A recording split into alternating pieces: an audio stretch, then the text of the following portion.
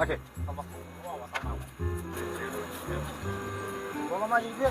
Onda екі балық болмай ма мінеке?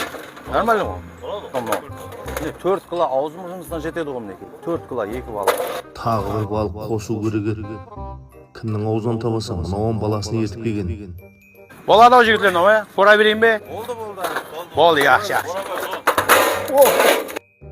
Һәм маңнайын жаратын бала екен. Әбінеде балық түсіріп. Бойдақтан басайық.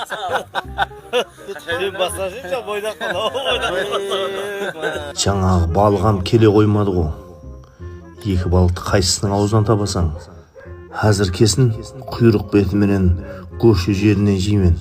Асықпай отыра берсең кірілен гәллесі қылады.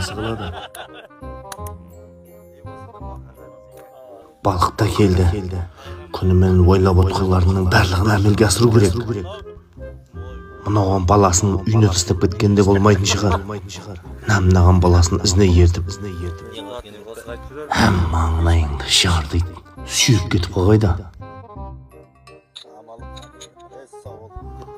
Сонда мыналар арақтың пұлында маған қосып бөле жақ бекен?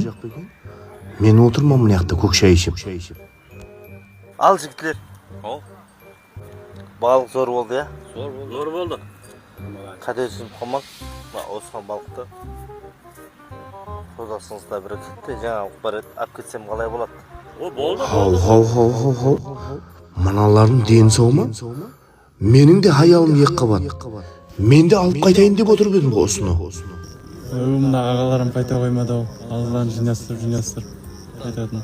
Алдынан балықтың сүйегі тікені шықса үйдегі бөгікке алып қайтайын.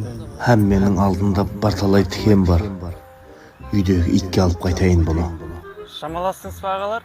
Ау не еді? Спорт тазалап ала қойын деп едім ғой. Пакет бер деп мынаған қалай айтсам екен. Тікеннен көп зат жоқ қой мынерде. Бобик газет қалатын болды ау. Бәрін алып қайтайын. Тікенді мен алайын деп отпан ғой.